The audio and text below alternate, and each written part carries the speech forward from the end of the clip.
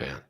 Welcome to On the Chain. This is Jeff. Tonight, we have a great show for you. As always, I'm here with Chip, my co-host. It's awesome to see you again, Chip. But tonight, we have Mickle Markets with us, and we are going to dive in. We're going to talk about the SEC. We're going to talk about Ripple. We're going to talk about XRP. You guys love all those topics. We're also going to get into the fact that Hinman seems to be in deep, I don't know, doo-doo. That's Pretty one much, way of putting Jeff. it. Pretty Pretty much. much. So, Chip, if you're ready to kick this thing off, Let's I'm ready to go. Let's go. It's good on. Welcome to On the Chain. And without further ado, drum roll, please, Jeff. Let's bring in the ever famous Mickle from Mickle Markets. Here he is. What's going on, Mickle? What's up, guys? Thanks so much for having me on. I'm really man. excited to be here. Yeah, it's It's great awesome to have you here, especially a fellow YouTuber who is, just reporting on everything you possibly can get your hands on when it comes to the Ripple, XRP, SEC, all that kind of stuff. I mean, so it's good to have you here with us. Thank you for accepting it. It started out as a little tweet back and forth, like, hey man, just come on. Well, just come on the chain. We'll chat. We'll talk. We'll have a little fun. I didn't expect that to be the way I got in this show, but definitely happy it worked out because I watch you guys all the time. So I was definitely excited to be able to get on here. Yeah. It's great. We love digging into XRP. We talk a lot about it. We like the crypto space. We like the geopolitics. And it's great. The way we ended up reaching out to you. Obviously, there can also be a little bit of controversy or disagreement or agreements or however things are, but it's awesome to have you here with us. You've been crushing it on your channel, and as we spoke a little bit behind the scenes, you're relatively new to the space. This space is obviously still brand new overall, but you're still relatively new to crypto. So maybe you can tell everybody, your group already probably knows that, but tell us a little bit about that first moment when you discovered cryptocurrency and then how that ends up being XRP. Yeah, so I kind of got started in investing back in 2019 in the early Tesla days. Pretty much everyone I knew told me I was losing all my money and it was the worst thing I could ever put money in. But I learned a really valuable lesson, which was that if you have confidence in something, never write it off simply because someone tells you it's a bad idea. So I pretty much had the same thing happen to me when I was starting to learn about Bitcoin and Ethereum. Everyone's telling me it's dumb. You're going to lose all your money. I watched one video on it and my mind was blown by what was going on in the crypto space, but I didn't really see any deep application for it. It looked kind of all like prototypes to me. It was really cool. There's a lot of application, but there was never something I looked at and I was like, wow, that's going to transform like finances and the internet. And when I saw XRP and what Ripple was doing to promote XRP as essentially infinite liquidity for instantaneous payments around the world, I was like, this is it. This is the granddaddy of crypto, and it has a real application in the real world that's being used by banks everywhere. And ever since, I could not stop researching anything Ripple and anything XRP. That's awesome, man. And look at this. I wanted to put this up here. Oh, what happened to it? Hang on a second. Man, there it is right here. It says put the smack down. Oh, there it is right there. So there's Coining 203. Alex, he's like, Mickle. What's up, Coining? And as somebody also said, this is Brian Primus says, put the smack down, guys, please. The SEC deserves it. And oh yeah, dude, they deserve it. All right. Yeah. Oh well said, Brian. They deserve everything that's coming. And it doesn't seem to be going well for them right now. It seems to me that, crypto Twitter gets a lot of criticism, but crypto Twitter has been pretty busy uncovering a lot of stuff going on. And I don't think the SEC expected John Deaton. I don't think they expected all of us collectively, 66,000 strong. And that's just the ones that are participating. There's a lot more. Then you have the international crowd. So it's pretty much game on. And we talked about with John Deaton, I wanted to put this up here and Mickle and Jeff, get your thoughts on this right here. But this tweet right here, let me put it up there. So here we go. Oh. So he says, to all the people who called me and my 66,000 friends conspiracy theorists, Bill Hinman violated basic rules involving ethics. This is much bigger than the standard revolving door of the SEC. If his June 14, 2018 speech was his personal opinion, then he violated Title V. And what he's referring to is the Empower Oversight documents that were obtained via FOIA requests. So what are your thoughts on this, Mickle, as far as the broader picture? I think this is huge, and I want to put it out there. I'm at this point convinced that the XRP community could have beaten the SEC on our own, regardless of the Ripple lawyers with John Deaton. I mean, the amount of public videos and documents this community has pulled up completely outside of anything Ripple is doing has been extraordinary. And I cannot believe the stuff that comes into my DMs asking people for me to report on it. But I think this is really important. And Jeremy Hogan put it out there. He said that he struggled at first to see why the ETH free pass was so significant to this case. But the fact that the SEC was so discriminatory in going after going after XRP and not Ethereum shows that there's no standards in the market and actually plays into Ripple's fair notice. So I think despite the fact where I do follow this very closely in terms of what it means for the SEC and Ethereum, I also think it's important to Ripple because it shows there wasn't fair notice because the SEC was willing or was able to do whatever they wanted. There was no regulations. Yeah, that's a great point. There's definitely, some issue going on at the SEC, and it transcends, both administrations. And really the administrations at this point, don't really have any control, it seems like, over what's been going on at the SEC level. And, the SEC is kind of a wild card in terms of how they're operating it. And they like, some of the players in the political space, like referring to crypto as the Wild West. And it's almost like the SEC is the Wild West, and they're kind of doing what they want, contrary to what the people, want. And so we've seen, interestingly, a couple things have happened. So Clayton, Jay Clayton brought in Hinman, and then Hinman, now as we're seeing and more of the details coming out, seems to have had, there seems to be a major issue at play here. And you're right. I mean, as we start digging into this, and a lot of what we're seeing wouldn't have been brought and seen the day of light, or the light of day, had it not been for the XRP community out there, the digital sleuths that are digging up things on Twitter. Sometimes it can get to be, to go a little further, that, it's certain things haven't been, necessarily, proven yet. But that's where, that Deaton, comment, we would have all been branded as conspiracy theorists, and were, so this is a monumental point. I think it does a lot just for the investors too, kind of to see the constant news flow. And this case has gone on for a long time. So people who are not going to read the legal filings, if they can see this stuff being put on Twitter, at least lets them know that they're not crazy and there are credible people who are like the lawyers like Jeremy and John watching this case and letting people know what's going on. It kind of lets the retail investors know, hey, this thing is moving forward. Ripple really is winning and there's credible claims here. And I think that goes a lot to help the confidence in a long-term investment that's kind of been suppressed for such a serious amount of time. Yeah. And, I don't know if you know this, Mickle, but, Jeff and I have a bet with Coining 203, Alex and Mr. B about the whole, they say it's going to be a settlement. And we're like, no, it's not going to be a settlement, maybe a summary judgment, but it's not going to settle. And I think a lot of that was from the very first pleading that was filed back in December of 2020. Jeff and I are reading it. I'm thinking, man, this is so weak. It's so weak sauce. And they're trying to call it a security, a digital asset security and all this other stuff.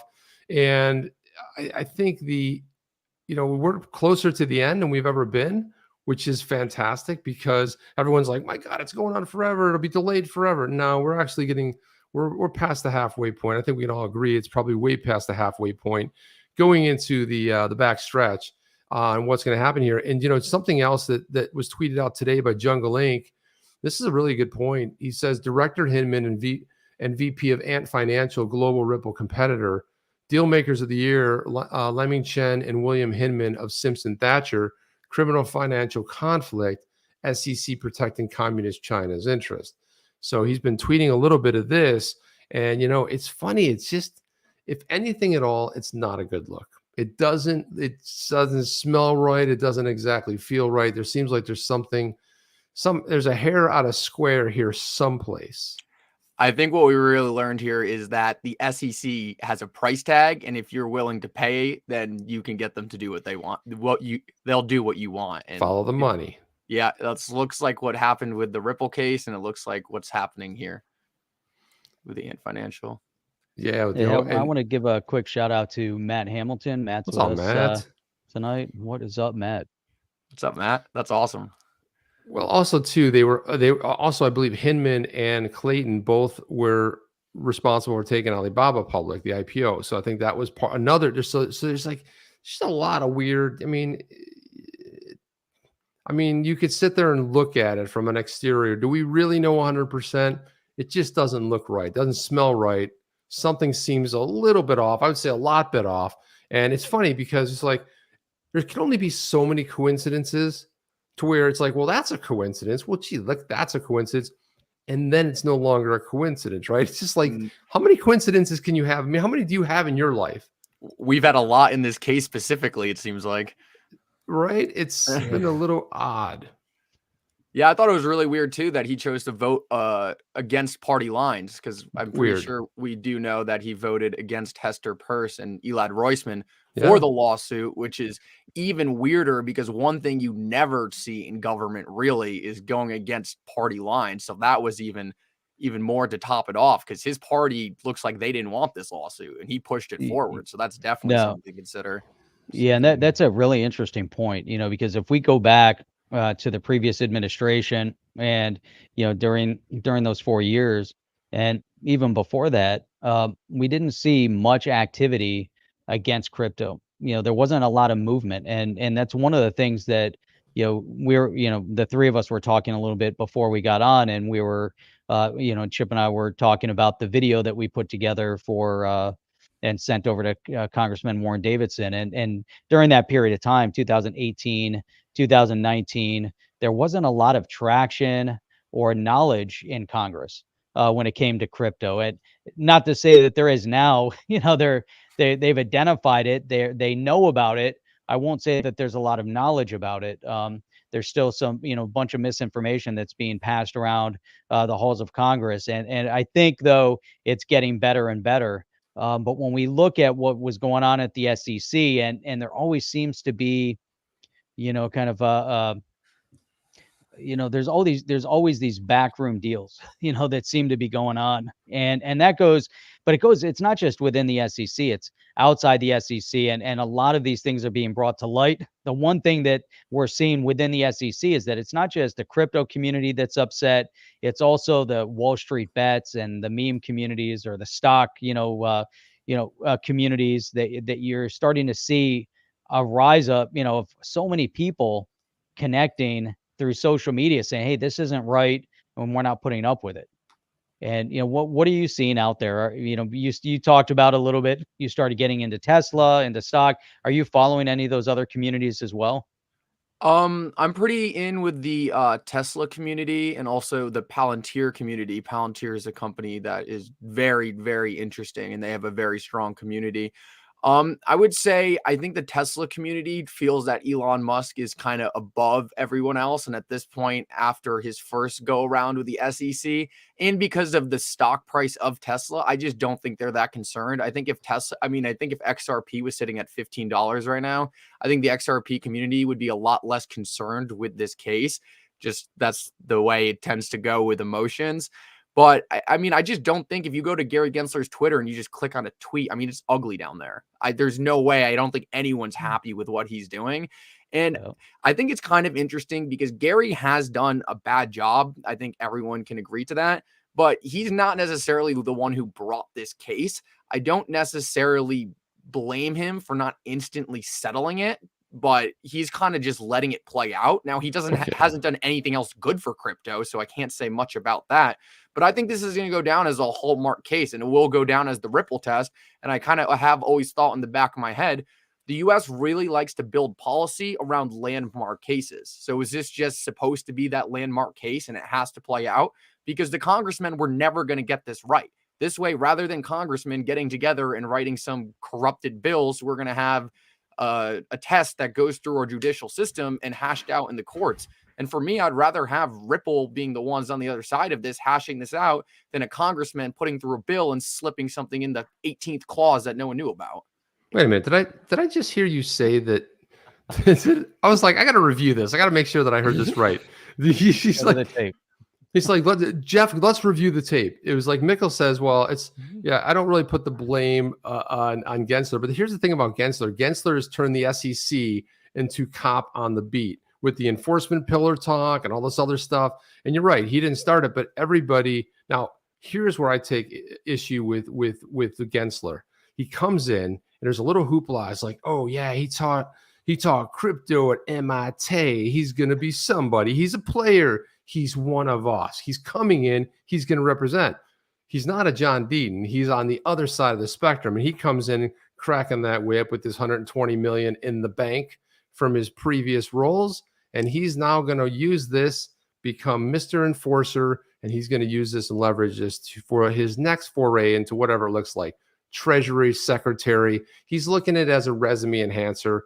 You know, you got 120 million. Just go enjoy your life. It's time. You're getting later in life. Just like pack it in. So yeah, some of that I'll take a little bit of agreement with, a little bit of umbrance with it, because I do think that everybody has the option to figure this out. We know that they've been, according to, they had to go at least spend an hour here and an hour there to see if they could come to some kind of a settlement. They didn't come to any kind of settlement. Why? Because Garlinghouse said early days that they tried. And then they brought the suit. So I'm sure there was a little bit of frustration with Clayton. They were trying to get to a point. You go back, the discovery period goes back 2 years. If you look at the original complaint, it goes back about 2 years. So they're compiling all this stuff for 2 years. A year goes by and they still got to delay it because they need to do more discovery. It's just all delay tactics at this point. But when you think about what the SEC didn't do, it doesn't seem like they spent an awful lot of time protecting us, the investors. He sure gets on there and uses that language. You know, one of our tenets is to protect the investor. And then he goes on a tirade for 45 minutes about how bad crypto is, and it's the Wild West. And he has the same talking points. Have you guys noticed he doesn't go on as many of these? He's not as vocal anymore. Because I think Mickle, you're right. I think he's feeling the pressure. I was say he's getting ripped to shreds. You can't ignore that. No, he's seeing this. And I think he, at this point, he knows how absurd some of the stuff he's saying really is. I mean, he's literally changing things people used to say. Like, he always goes out and say, Jay Clayton said everything he sees is a security. Jay Clayton never said that. He said every single ICO I've seen is a security. He never said every single cryptocurrency. Gary Gensler blatantly changes his words to try to fit his narrative, and he's not hiding it at all. He did the same thing with the stable value coins, if you remember that. No one ever called it a stable value coin, only him. And he tries to push this narrative like everyone says that. He tries to slightly manipulate words. So I am no fan of Gary Gensler. Trust me on that. I think he is. Well, I don't think you were. I'm just I think he's done horrible things. Or not horrible. He's just holding everything back. He's putting the brakes on it so he can let the big boys catch up. And that's the big question, you know. So we have to really think, at what point did people latch into this notion that crypto was here to stay, you know? And so there's a lot of conversation over Clayton and Hinman, you know, giving Ethereum a free pass and being intertwined into what was going on with the Ethereum Foundation. Was that really the motivation that Jay Clayton had? Obviously, we're seeing some definite conflicts of interest now, major conflicts of interest with Hinman, and some of the, you know, dealings that he's had, you know, but you brought up a little while ago, and I have always said this right from the beginning, that the timing of dropping this lawsuit was very, very bizarre, considering that it was done the day before Jay Clayton left. So he files the lawsuit, the next day he leaves. Done. You know, so it just, you know, it's very, very bizarre, considering that leading up into that point, there were no issues. You know, he never brought it up, never mentioned it. You know, there were some dealings with, you know, Ripple, you know, reaching out to the SEC. There was some, you know, conversation, But other than that, there was never, hey, you guys are on the wrong side of this, and never any odd word to the contrary, coming from Clayton or anyone from the SEC saying, hey, Ripple's on the wrong side of this, XRP on the wrong side of this. But then all of a sudden they file this lawsuit, then he leaves. And then, obviously things just start spinning out of control, from that point, because that's why, when Chip and I looked at this right from the beginning, we look at this case and we're like, it just seemed like a very, very weak case. It was almost like, and you brought up, is this kind of orchestrated because this is the, main asset at this point that could lead to a test that all crypto assets moving forward could then be based off of, whether or not then test whether or not they're a security. So what was Jay Clayton's real motivation? Did he say, hey, this is a weak case, I'm going to drop it because, like you said, Congress isn't getting their act together? And if you look at that time frame, Congress wasn't getting their act together. Fast forward to today, Congress still doesn't have their act together. No. So, and one thing I think what are is your pretty thoughts on that? Yeah. Yeah, one thing I think is pretty interesting is you said the weakness of the case. I mean, this case is really weak. They had a much stronger case going against Ethereum, but if they sued Ethereum, they would have been suing themselves. I mean, they would have been exposing their own corruption. That would have been a mess. So obviously the choice was much easier to go after XRP, but that's a tough case to make because Ripple, the price of XRP or the value of XRP doesn't have anything to do with Ripple. Ripple adds value to XRP, but if Ripple goes away, XRP is still trading freely. Now, I think the SEC could have had an interesting case on a new era of securities where if they said XRP was a security of the XRP ledger, that would have been interesting. The problem is they would have had no one to sue because their rules of what a security is doesn't apply to cryptocurrencies. The price of XRP depends on a healthy XRP ledger. If the XRP ledger is healthy, then the XRP value will go up because more businesses will use it. But it doesn't have anything to do with Ripple. And if Ripple went away tomorrow, what's the SEC going to do? Move this case over to R3 or Coil? It doesn't make any sense because XRP doesn't meet their own definition of what a security is. Yeah, and exactly. It's. I wanted to pull this up here. This is something. It's a little side note here, but Rand NeuNer put this out. Serious question. If you'll love it. Mickel's already laughing at this one.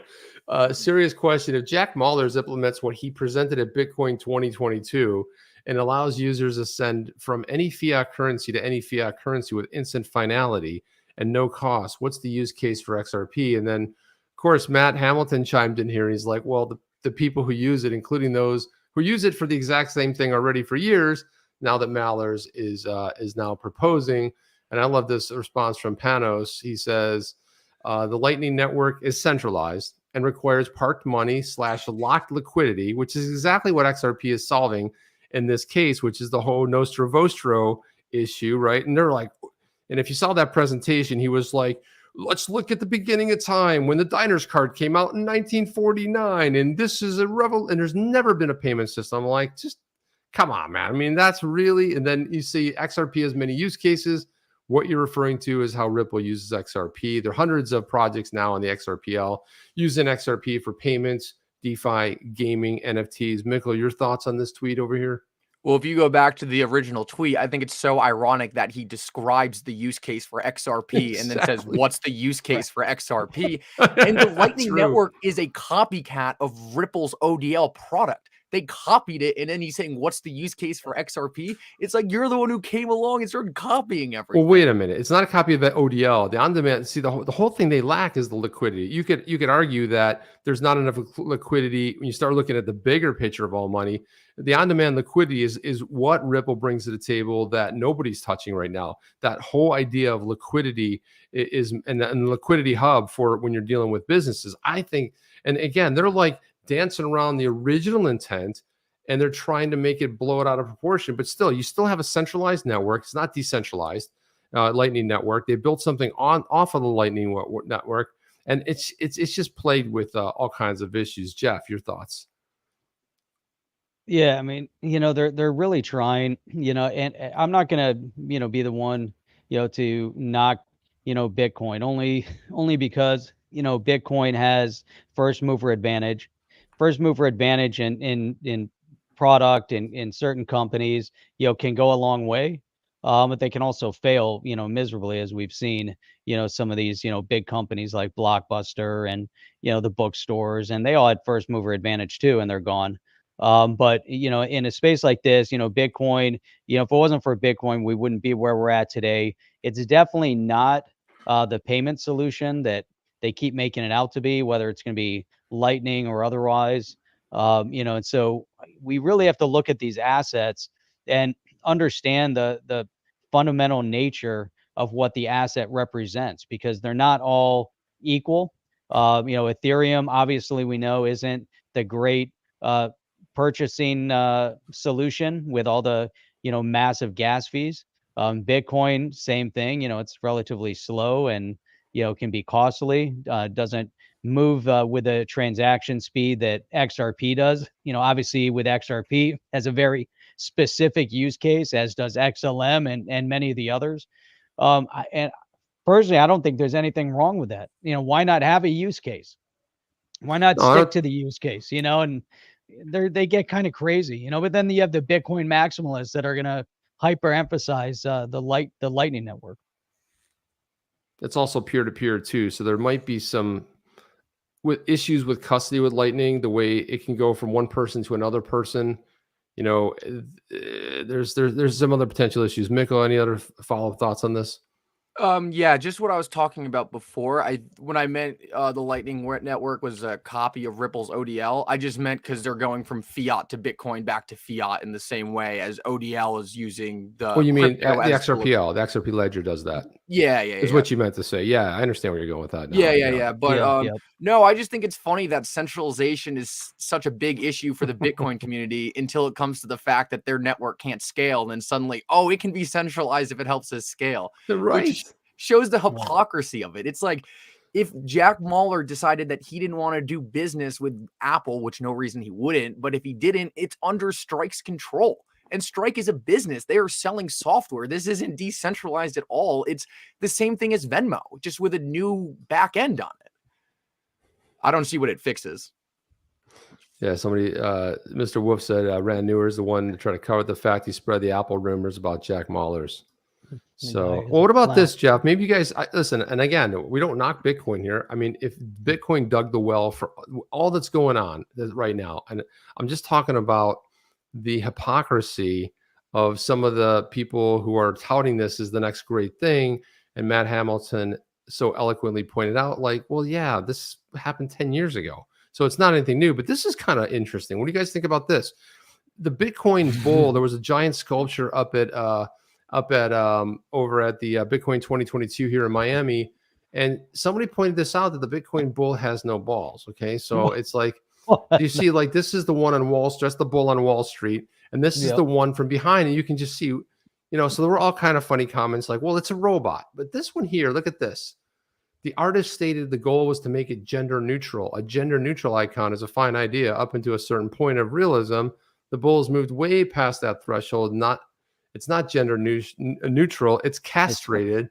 And the guy's like, and Zapata's like, but a bull always is a male. I mean, this is what's bizarre, right? I mean, this is getting weird. It's very bizarre. I'll go back to it being a robot.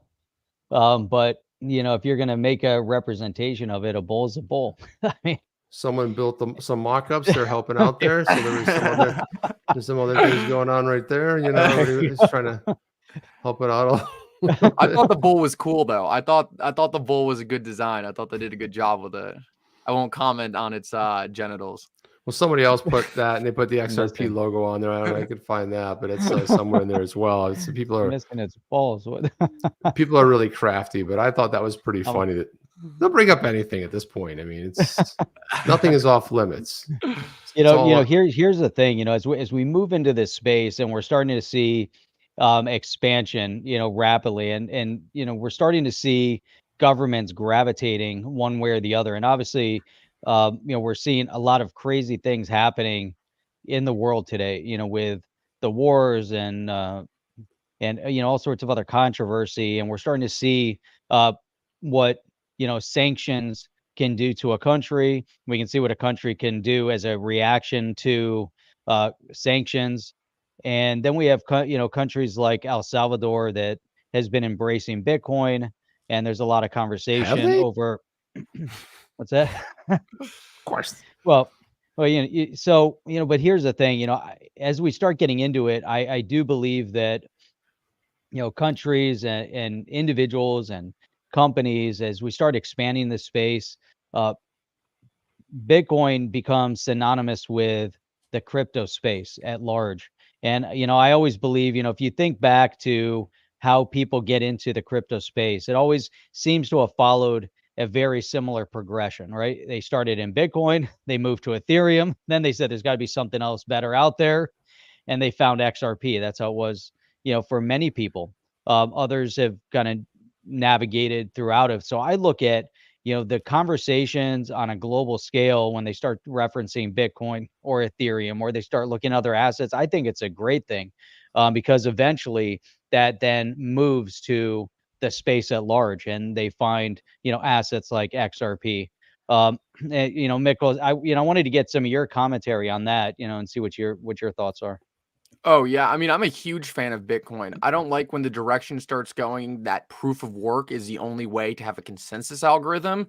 I mean, some people try to make that argument, and I think that's when maximalism starts to get to the point where you're really attacking how other projects work, because there are better mechanisms for consensus than proof of work, at least more efficient ones. But I think Bitcoin, I mean, that's how I learned about crypto. That's how everyone I know learns about crypto. And Bitcoin is the dominant crypto in the market, and it's always going to have value for what it is.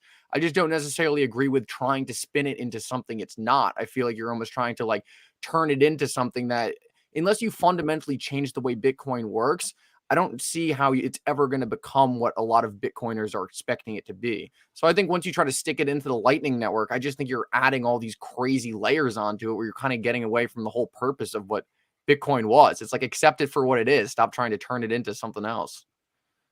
Yeah, agreed. I want to throw this up here. This is another John Deaton tweet. He said, the SEC ignores the U.S. Supreme Court's ruling in Howey. Have you ever noticed that when Gary Gensler recites the Howey test, he ignores one of the factors? He and the SEC flat out ignore the common enterprise factor, and the SEC brags about it. Of course, he put this. They do. They brag about it. He says, read number 10. He says, the commission, on the other hand, does not require vertical or horizontal commonality per se, nor does it view a common enterprise as distinct element of the term investment contract. It's only the Supreme Court. Okay. Only. I mean, only that's what the Howey test is. It didn't come from government. It didn't come from Congress. It was a decision handed down by the U.S. Supreme Court. And most people don't even read the dissent.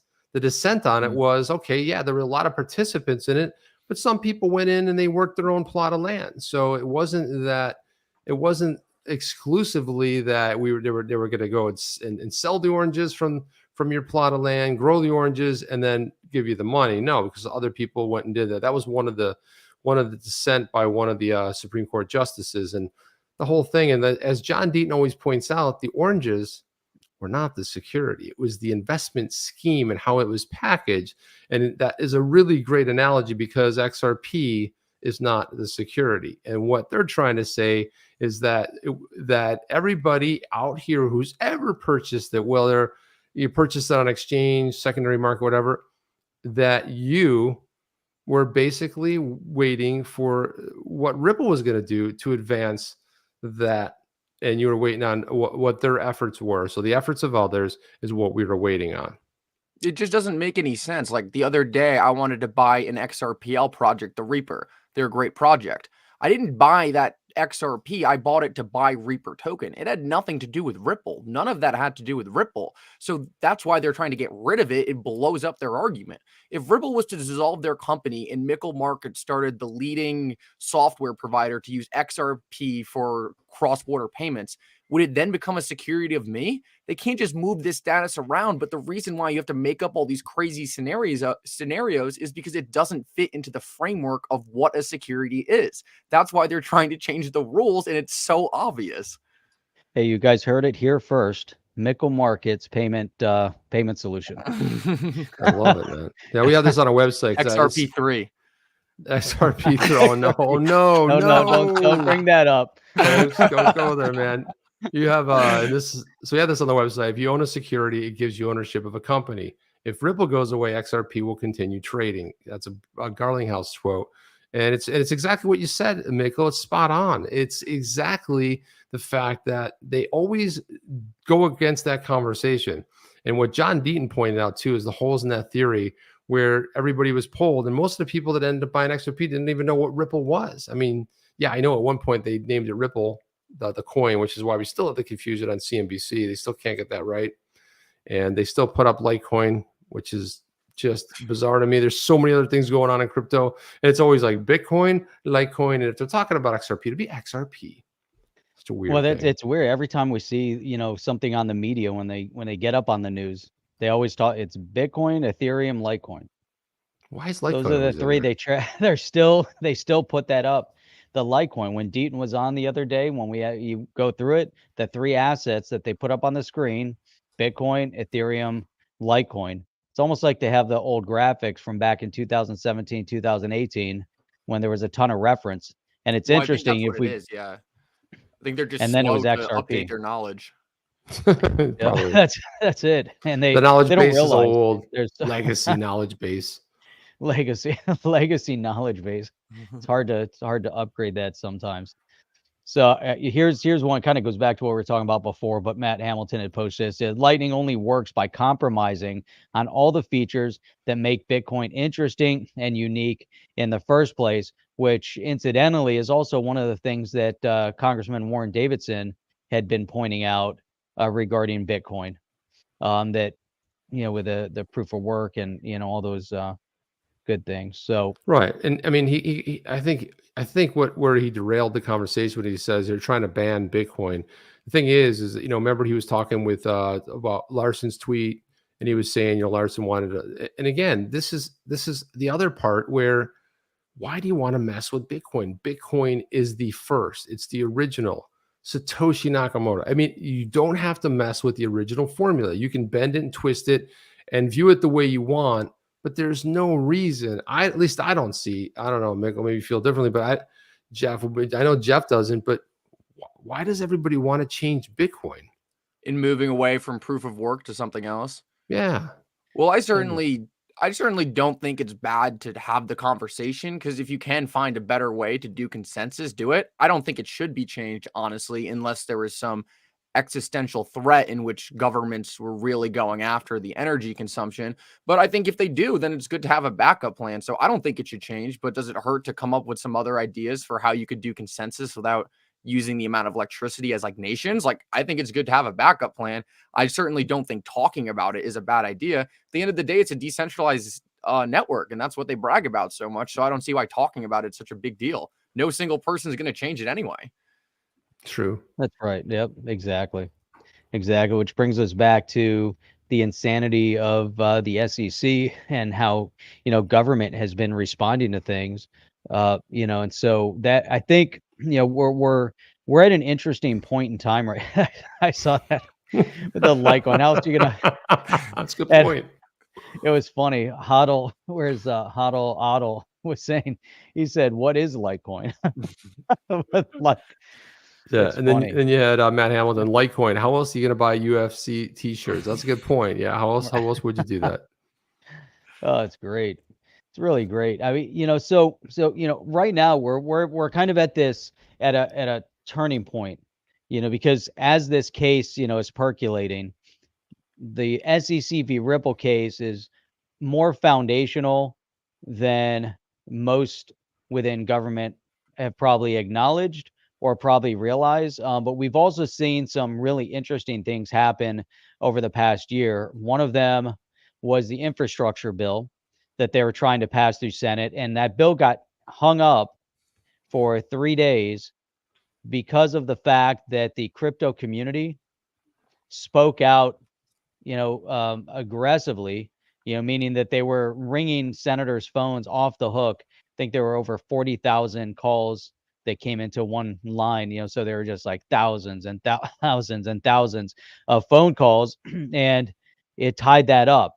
And so that to me was very important because it's a turning point where they realize that the crypto community doesn't just exist, but it's now becoming a voting block, and it's a decision, making voting block. So, now we've seen some executive order that's been passed that's also weak sauce, doesn't really have, it's just kind of insignificant.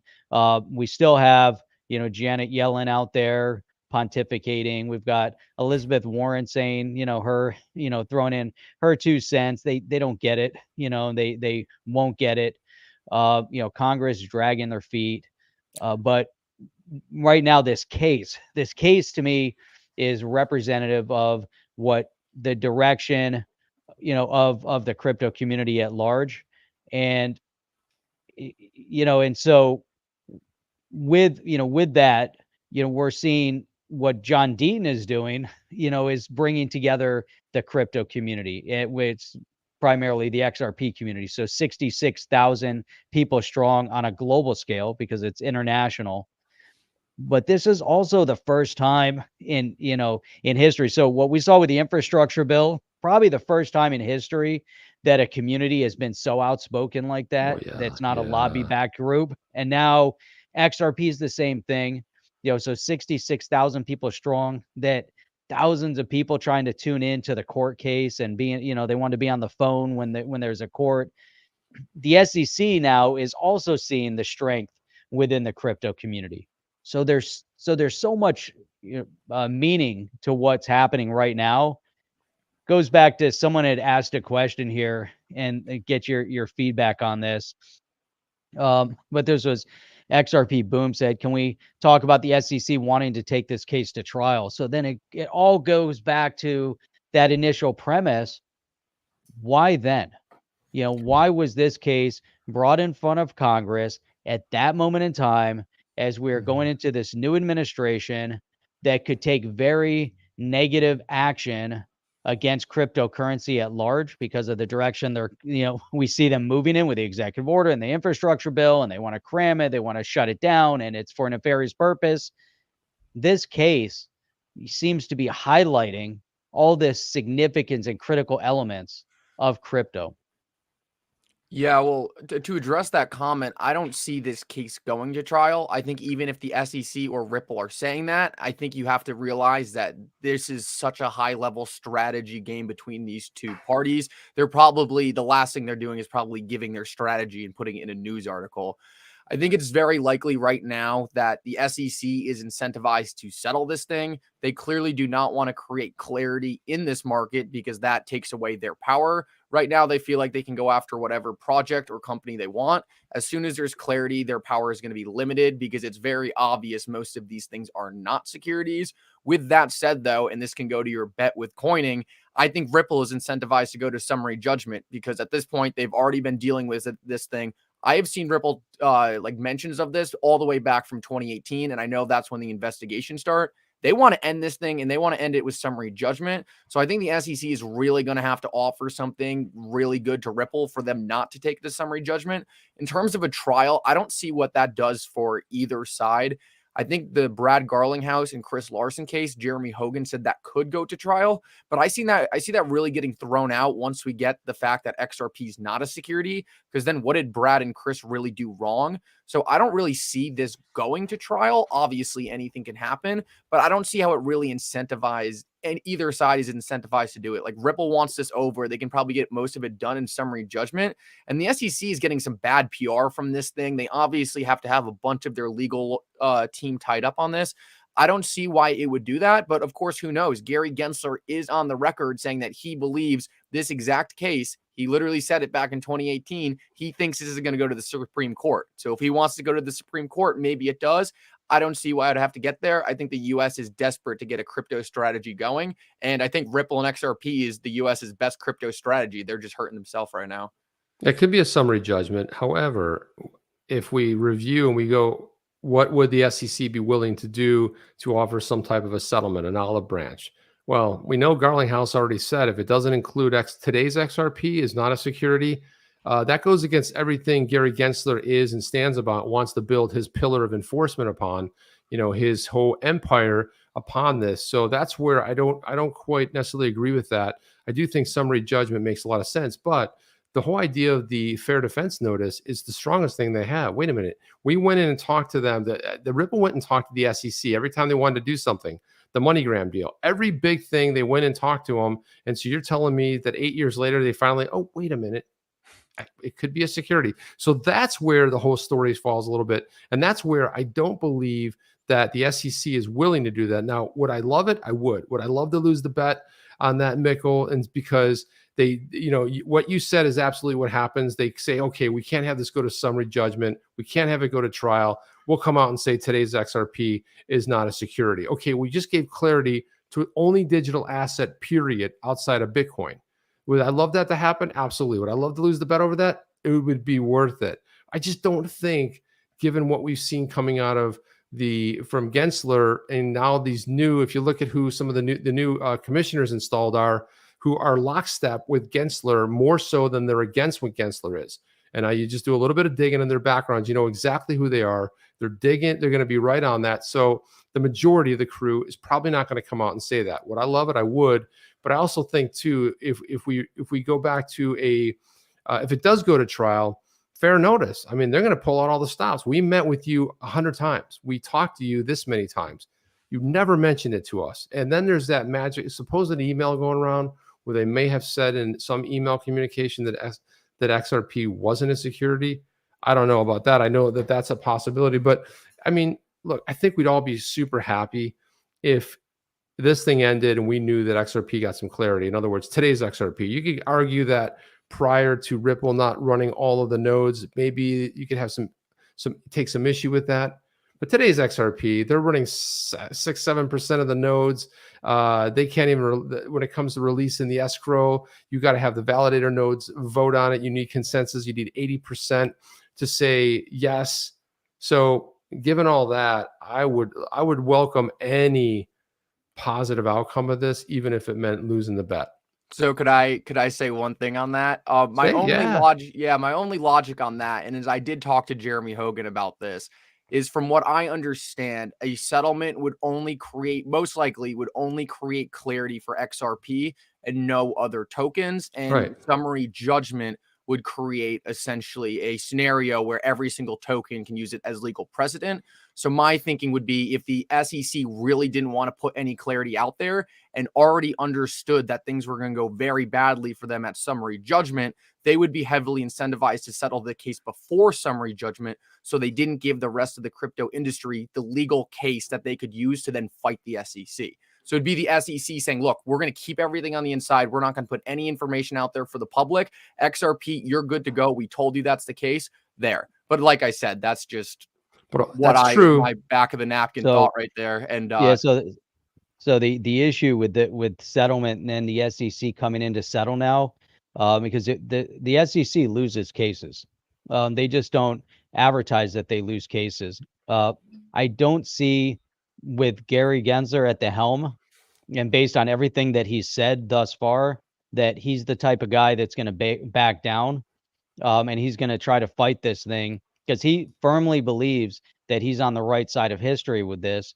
And he also firmly believes that the Howey test, you only need to use one or two elements of the Howey test. One pro, the truth. one pro. So the Gary test. So yeah. There So, you go, yeah. so if that's it, if that's what his thought process is, and then he's best buddies with Elizabeth Warren, and we know where she stands on things. And so I find it really difficult to believe that the SEC, and that's why, that's one of the elements that goes into my thought process, that, he won't settle, that they won't allow the SEC to settle. And then on the other side, you have Ripple, that they can't settle at this point either unless they get what they want. And one of them is that XRP is not a security. And that's what they've said going into it, because if they end up settling out just to protect themselves, but they get no clarity on the space, it then puts them in a bad spot for the future, but also doesn't help the crypto space at large. So then what does the SEC do? Okay, round two, who are we coming after next? We already know library has been going on 4 years. The SEC will just go after somebody else, and maybe circle back at some point and come after Ripple again. But the fair notice, Jeff. Yeah, so If I Ripple think wins we've on got a fair lot of issues. notice, you're going to have the same projects, a library, a bunch of these other ones saying, well, how different is ours? How different is our case? What about the fact that Ripple Yeah. extended their status of limitations, something like that, so that it was supposed Correct. to have expired, but Ripple actually extended it, which Several allowed this times. case to happen. Yeah, which is pretty interesting because I saw Joel Katz kind of answer people speculating like why would Ripple allow open up this period for the SEC.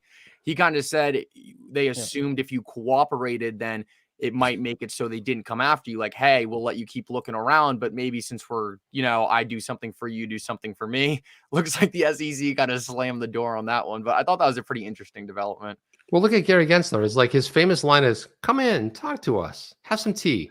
We'll have some cookies. We'll talk to us." And then you get a Wells notice, and it's like your ass is going to get sued. It's like, wait, we came to talk to you, and that's what I love about Library fighting back, where Jeremy, the CEO over there Jerry Kaufman gives zero F's about it and says, I like don't that guy. care. I like him a lot. Yeah, we had him on here early days, and it was just it was a fun interview with him, and got to get him back on here. But yeah, we just said, and that was when we I don't know, Mickle, are your videos over there on Odyssey? No. Is that his platform? Yeah, well, it's Library is the thing, but it's a decentralized platform. We'll talk to you when we conclude this, because all of our videos go over there, and there's a way for you. We'll tell you how to set yours up so they go over there as well. Oh, that'd be awesome. Yeah. Yeah, we'll make sure, because again, because you never know. I mean, you say the wrong thing, and it's like, we've already been zapped once, and who knows what happens. So we always gingerly step around what you're gonna say and what. Oh yeah, happen. My TikTok got zapped in like 2 weeks. I was like, I just started. Come on, give me some more time. What was the whole? What did you do wrong? I have no idea. I couldn't figure it out. I think it's because I have an Uphold affiliate link that I was using, and that was my best guess. I didn't even get an answer. I got it back after 3 weeks, and I'm shadow banned now. And I'm like, cool, that was fun. I didn't like making TikToks anyway, so take that. Well, you're doing a great job of doing the shorts on YouTube are good. Look at, A Theodore said, in Brad Garlinghouse's most recent filing in the case, page 102 states Brad Garlinghouse requests a trial. I mean, he maybe personally, I don't know, I haven't read that. Mickle, is that Jeff? You guys seen that? He's requesting a trial rather than I forgot what the other option was, either a trial by jury or it was a trial by something else. But that doesn't mean that he's saying I refuse to settle or this can't get done in summary judgment. I just think he wants a jury. Trial by clowns. I'm sorry, the SEC. And could you imagine the entire jury is made of Gary Genslers? Yeah, right. The Gensler, the clone army. It's like if you really wanted to get a new punk band going, you'd call yourself the Genslers. You call it's so pathetic. I mean, we're the Genslers. Gary Genslers? No, man, we're the Genslers. We're just the Genslers. We're the Genslers. Oh my god, maybe that's what he's doing in his basement all the time. He's actually got his punk band going over there. Has he ever actually been to the SEC, or is that like his living room is the SEC? Pretty much, I think that is it. I don't think he's ever been there. Maybe if he went there, he would realize the issues going on with his case. He might have no idea what's going on. Yeah, he's been to the SEC as many times as the big guy's been to the Oval Office. Probably Brad Garlinghouse has been to the SEC more than Gary Gensler. Right. That's probably that actually true. May not be. That actually may be very true. I mean, that would be an interesting. That would be an interesting stat. David Schwartz's and Brad Garlinghouse's time at the SEC versus Gary Gensler. I want time in the building though, because they have some serious deposition time in there. I think they would have him beat. I think they would have him beat. I have to say, it's one of my prouder moments in this one here. This thumbnail. It's like you got the weird picture up in the background there. It's like. It's a little bit of Photoshop work to get Gensler completely out of there, but that's him, man. It's Frank Burns in his little disco suit. Oh, that's awesome. It looks just like him too. It's almost like it really does, man. It's really sad. You know what the worst part must be? Because he has a twin brother, and his twin brother is very accomplished too. He's out of the limelight, right? I think he's retired, but he's accomplished a lot. So he goes out and has like a lunch somewhere. And the XRP army probably just attacks him, throwing stuff at him. He's like, dude, I'm Robert. I'm not Gary. I'm not. I think his name is Robert Gensler. But he looks exactly. They're twin brothers, right? They're identical twins. He wears his name on his sweater now wherever he goes. Probably wears shades. Might have like a cool hat that he wears. It's He has so fake go hair. unfortunate that incognito. there's no opportunity for people like us to be able to have like a comment period with someone like Gary Gensler, because there's such basic questions I would want to ask him. If Ripple goes away, what is my XRP a security now of? Are you going to get together with the SEC and pick a new company? Like, those are real questions that he can't answer. And I don't think he would be able to. He'd be like, yeah, our rules don't make sense. Obviously, he wouldn't say that, but these are things that just don't get asked. He sits in front of Congress and they just asked him like softball questions. I was like, you could like rip this guy apart if you really wanted to, but you're just throwing him lobs. Tom Emmer gets into him a little bit, but everyone else is like, Typical. It's just, when they get there, it's all, they're all buddies, and it's kind of tough. Yeah. I mean, it would be great, if you could get in front of all of them, and in front of Gary and say, hey, you know what? But for the SEC v Ripple, the value of my holdings in XRP would be more valuable than what they are today. And if they follow the trend of what the entire space did after, what was the date they dropped it? December 20th. So post that date, the rest of the crypto market kept moving forward. Bitcoin and Ethereum and all the other assets kept growing and expanding. But XRP ended up moving sub $1 down, and then plummeted down to like 20 cents and 17 cents and 16 cents, and then had to kind of crawl and claw its way back. But that'd be interesting to really look at. And that's the premise, with Deaton, saying, hey, you guys disrupted the value of, the loss of billions, potentially around the world, and it's, yeah, I difficult. sometimes think, based on that timing you were talking about, I sometimes wonder if this case was supposed to be drafted for Gary Gensler to file, and they saw the bull market and these cryptos really taking off and felt that they needed to put a stop to what it was happening with XRP, because that's part of Ripple's legal defense fund. Like, I hate to say it, but they're using XRP to help fund this lawsuit. And I have a feeling the SEC wasn't too happy when they saw XRP taking off You in don't know price, that. and knowing that that was the value that Ripple is going to be able to use to help But fight you the don't case. know that. You don't know that. First of all, they have $300 million they've raised privately for Ripple itself, for the company. And it also has make world-class software, enterprise-level software that they get paid on. Those installations, there's a fee for an installation. Then there's a fee that they pay. Yeah, the fees are lower overall, but we don't know 100% that that is being used to fund this. No. Ripple is making money. I mean, they're not a company that's sitting there living off the escrow like Gary Gensler would make you believe. Oh, of course not. I mean, the Bank of England is a paid Ripple customer. They have customers out there. I just meant, I mean, Ripple, essentially, I know they don't directly hold it, but they have around 50 billion XRP. That's a lot more money with XRP at $10 than it is right now. That could make Ripple one of the most valuable companies in the entire world. And we're talking about bigger than the Amazons, the Teslas, the Apples, with just a slight fluctuation in XRP's price. That also puts Chris Larson at one of the richest people in the entire world again. And that's where narratives really start flipping fast. Yeah, there's a lot of people out there that didn't like that.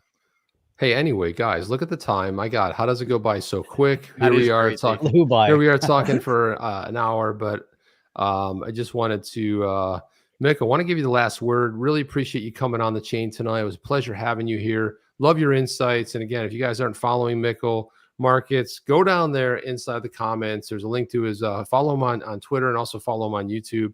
But go over there and click there. If you're not, I would imagine a lot of you are already subscribed and following. But if you're not, go do it now. Don't wait.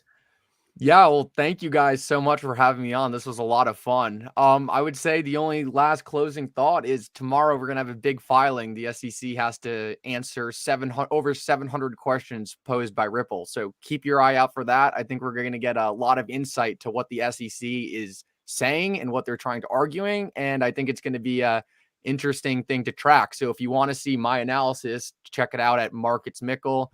And yeah, thank you so much for having me. This was a lot of fun. Jeff, you have anything before you get out of here? Outstanding. I was going to say, as we go out, I just want to thank you for coming on. It was awesome getting to meet you, in person like this via, video, but it was really outstanding. Pseudo person. But yeah, it was outstanding having you on. This is great. Love to see you back on again, in the near future. And we'll keep let's keep chatting. There's a ton to learn. So. And with that being said, we want to thank everybody for coming here tonight. Really appreciate your input. Smartest people in crypto, really. I mean, there's a whole other show going on in the chat. We wish we could put them all up, but at some point we might have to create an after show, which is the best comments from here. We actually used to do that. We have an after show where we'd have guests on. I don't know about this, Mickle, but we'd have an after show, and then we would have all the guests, whoever the guest was. We would just sit there and talk BS for like another 15, 20, 30 minutes about music, about this, about that. It was like a free-for-all, a lot of laughing, a lot of goofiness. And I think our guests appreciated it too, because they weren't like all strict, and it just felt like it was off the record stuff, It was really fun. Yeah. But anyway, that's all we have, guys. We'll be back obviously all this week. And like Mickle said, keep your eyes. I'm still waiting for the SEC when they're going to actually turn over some documents. I mean, how many times do they need to be reminded by the judge? I think the judge is getting a little pissed off. I'll be honest. By the 22nd, we'll have a decision on that by the judge. By the April 22nd, we'll have a decision. Let's see what happens. I think it's going to be very interesting. That's all we have. Mickle, hang out here before you do that. Let me just play one thing, just by comment and request. I got to put this up real quick. Good.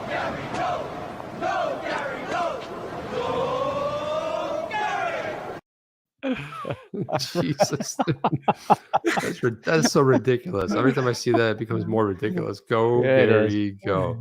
But hang out here with us after we go off here, and that's all I have, guys. We will see you on the next one. Take care. Are you down with OTC? Please like, subscribe, and click the bell to be notified when the next video drops.